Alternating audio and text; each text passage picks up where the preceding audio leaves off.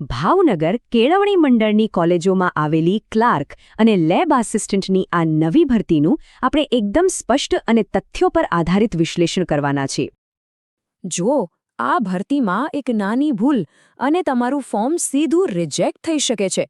ખોટી લાયકાત સાથે અરજી કરી દીધી તો સમજો કે સમય અને પૈસા બંને પાણીમાં ગયા. એટલે જ કહું છું, એક એક વિગતને ધ્યાનથી સમજવી પડશે, નહીતર છેલ્લે પછતાવાનો વારો આવી શકે છે. સારું, તો સૌથી પહેલાં એ સમજીએ કે આ ભરતી આવી ક્યાંથી છે અને એ કેટલી પાક્કી છે. કોઈપણ જગ્યાએ અરજી કરતા પહેલાં એનો સ્ત્રોત જાણવો ખૂબ જ જરૂરી છે.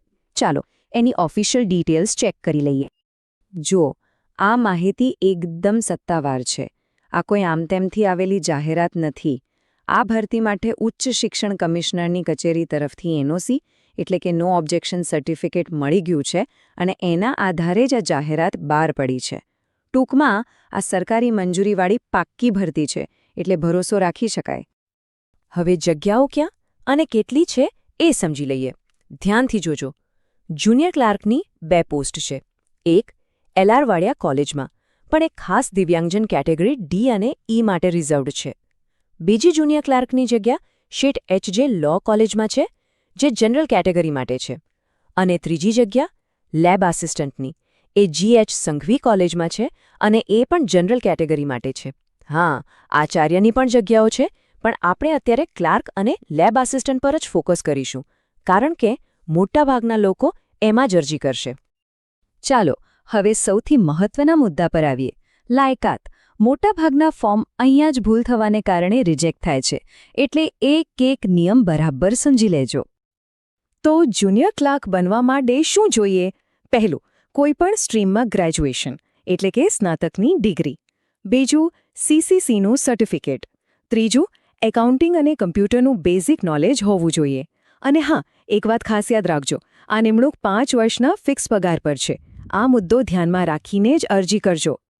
પેલી જે જુનિયર ક્લાર્કની અનામત જગ્યા છે ને, એમાં ખાસ ધ્યાન આપજો. આ જગ્યા ફક્ત અને ફક્ત 2 જ દિવ્યાંગજન કેટેગરી માટે છે. કેટેગરી ડી એટલે કે જેમને બોલવા અને સાંભળવામાં તકલીફ હોય, અને કેટેગરી ઈ એટલે કે જેમને ઓછું સંભળાતું હોય. આ સિવાયની કોઈપણ દિવ્યાંગ કેટેગરીના ઉમેદવાર આમાં અરજી ના કરતા. તમારું ફોર્મ સીધું રદ થશે.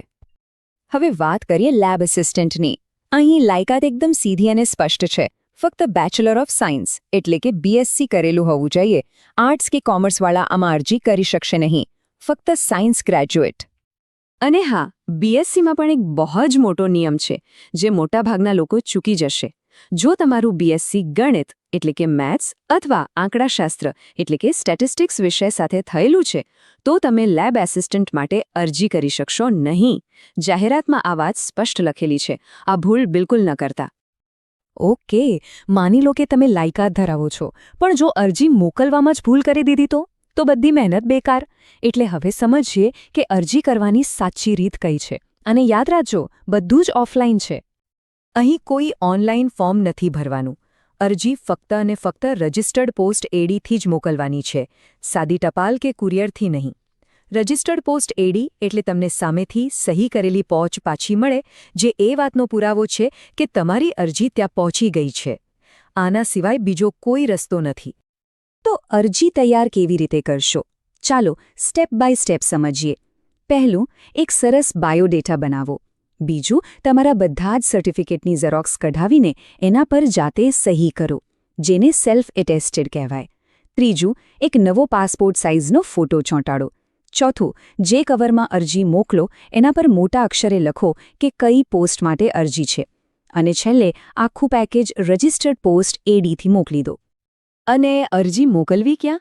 આ રહ્યું સરનામું. જરૂર પડે તો સ્ક્રીનશોટ લઈ લો અથવા ક્યાંક નોંધી લો. સરનામું છે મંત્રીશ્રી, ભાવનગર કેળવણી મંડળ, શાંતિલાલ શાહ હાઈસ્કૂલ, હલુરિયા ચોક, ભાવનગર. પિનકોડ છે 364001. સરનામું લખવામાં સહેજ પણ ભૂલ ન થવી જોઈએ. હવે એક પ્રેક્ટિકલ વાત. શું દરેક લાયક ઉમેદવારે આમાં ફોર્મ ભરી દેવું જોઈએ? ના.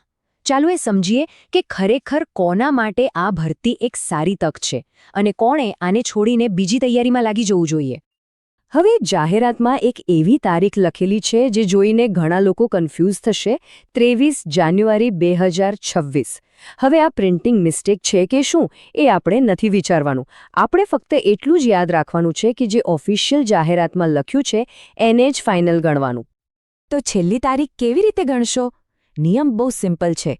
જે દિવસે પેપરમાં જાહેરાત છપાઈ હોય ત્યાંથી 15 દિવસ ગણી લેવાના. તો પેપરમાં તારીખ 23 જાન્યુઆરી 2026 લખેલી છે, એટલે તમારે એ તારીખથી 15 દિવસની અંદર અરજી મોકલી દેવાની રહેશે. કોઈ અંદાજ નહીં, જે લખ્યું છે એ જ નિયમ. આ સ્લાઇડ તમને એકદમ સ્પષ્ટ જવાબ આપશે. પહેલાં જોઈએ કોણે અરજી કરવી જોઈએ. જો તમે સાયન્સ સ્ટ્રીમના BSc ગ્રેજ્યુએટ છો તો લેબ એસિસ્ટન્ટ માટે ચોક્કસ અરજી કરો. જનરલ કેટેગરીના કોઈપણ ગ્રેજ્યુએટ ક્લાર્ક માટે કરી શકે છે. અને જો તમે D અને E કેટેગરીના દિવ્યાંગજન છો તો તમારા માટે આ ખાસ તક છે. હવે કોણે અરજી ન કરવી જોઈએ? ધ્યાનથી સાંભળજો. જો તમે મેથ્સ કે સ્ટેટ્સના BSc છો, જો તમારી પાસે CCCનું સર્ટિફિકેટ નથી, અથવા જો તમને 5 વર્ષ ફિક્સ પગાર પર કામ કરવું મંજૂર નથી, તો મહેરબાની કરીને આ ભરતી પાછળ સમય ના બગાડશો. ચાલો હવે આખી વાતને 5 મુદ્દામાં સમેટી લઈએ. આ 5 વાતો મગજમાં બરાબર ફિટ કરી લેજો, એટલે કોઈ ભૂલ ના થાય. ઓકે, ફટાફટ 5 પોઈન્ટ્સ યાદ રાખી લો. નંબર 1, ભરતી સંપૂર્ણપણે ઓફલાઈન છે. નંબર 2, લેબ એસિસ્ટન્ટ માટે ફક્ત સાયન્સ સ્ટ્રીમના BSc જ અરજી કરી શકશે. નંબર 3, ક્લાર્કની એક જગ્યા ફક્ત D અને E કેટેગરીના દિવ્યાંગજન માટે જ અનામત છે.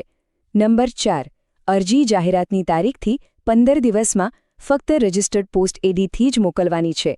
અને નંબર 5, જો ડોક્યુમેન્ટ્સ પર તમારી સહી એટલે કે સેલ્ફ એટેસ્ટેશન નહીં હોય તો અરજી રદ થશે. બસ આટલું યાદ રાખશો તો પણ ઘણું છે. બસ આજના માટે આટલો જ. યાદ રાખજો, ખોટી માહિતી અને અફવાઓ તમારો કિંમતી સમય બગાડી શકે છે. હંમેશા તથ્યો પર આધાર રાખો. ગવટ IQ ગુજરાત, કારણ કે અહીં હાઇપ નહીં, ફેક્ટ બોલાય છે.